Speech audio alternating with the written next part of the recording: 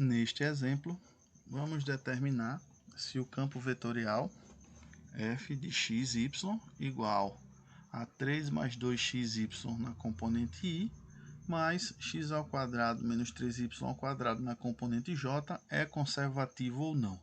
E para determinar se ele é conservativo ou não, iremos utilizar o teorema 6.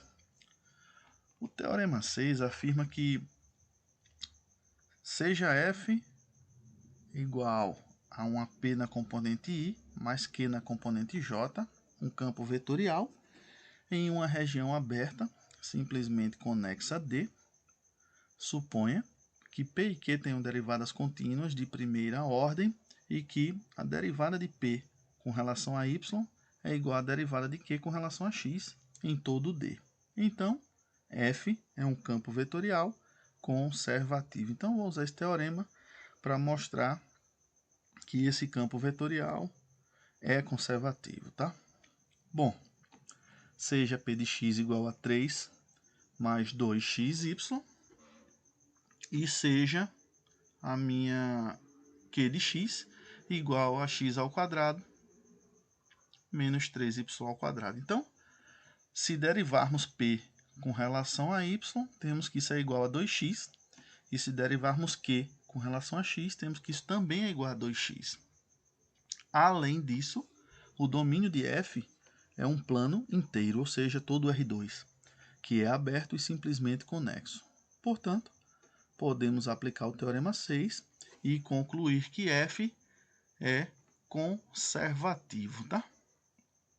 Bom, uma vez que mostramos que esse campo vetorial é conservativo, fica um questionamento. No exemplo 3, o teorema 6 diz que F é conservativo, mas não mostra como encontrar a função potencial, a minha f minúscula, tal que o campo vetorial f seja o gradiente dessa f minúscula. O teorema 4, em sua demonstração, ele nos dá uma pista de como encontrar essa f, tá? Usamos integração parcial, como vamos apresentar nesse próximo exemplo. Então, o exemplo pede o seguinte: se o campo vetorial f de xy igual a 3 mais 2xy na componente i, mais x ao quadrado menos 3y ao quadrado na componente j, encontre uma função f minúscula, tal que o campo vetorial f seja igual ao gradiente dessa f minúscula. E o item B, calcule a integral de linha desse campo vetorial f, onde C é uma curva dada por R de t igual a i elevado a t seno de t na componente i, mais e elevado a t cosseno de t na componente j, com t variando de 0 a π. Então,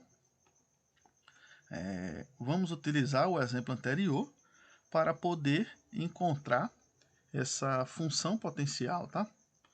Pedida no item A. Então, do exemplo 3, sabemos que f é conservativo e assim existe uma função f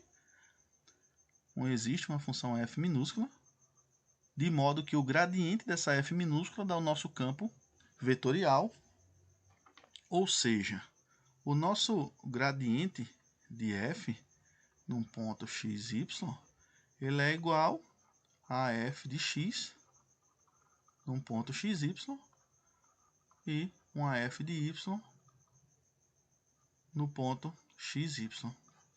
Bom, igualando isso ao meu campo vetorial, nós temos que a f de x é igual a 3 mais 2xy, a f de y é x ao quadrado menos 3y ao quadrado.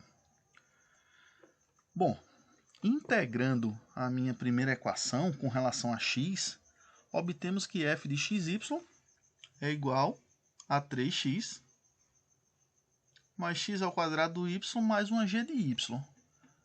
Observe que a constante de integração é uma constante em relação a x, ou seja, uma função de y, que chamamos de g de y. Tá? Em seguida, derivamos ambos os lados de 3 em relação a y. E com isso, encontramos a nossa f de y igual a x ao quadrado mais g' de y. Olha, comparando 2 e 4, descobrimos que g' de y é igual a menos 3y ao quadrado. Integrando com relação a y, obtemos que g de y é menos y ao cubo mais k, onde k é uma constante. Substituindo em 3, chegamos à seguinte função potencial. F de xy é igual a 3x mais x ao quadrado y menos y ao cubo mais k, ou seja, a função potencial que estávamos procurando determinar no nosso item A. O item B pedia para calcularmos a integral de linha, né? E para isso vamos utilizar o teorema 2. Teorema 2 fala mais ou menos o seguinte: seja C uma curva suave, dada pela função vetorial R de t, com t variando de A até B, seja f minúscula uma função diferenciável de 2 ou 3 variáveis, cujo vetor gradiente é contínuo em C. Então, a integral de linha do gradiente de f é igual a f aplicado em R de B menos f aplicado em R de A. Então, o item B, para aplicar esse teorema, devemos conhecer os pontos iniciais e final de C, isto é, R de 0 e o R de π. R de 0, por sua vez, é igual a 0, 1, e o R de π, por sua vez, é igual a 0 menos e elevado a π. Na expressão para f de xy encontrado na parte A, qualquer valor da constante k serve.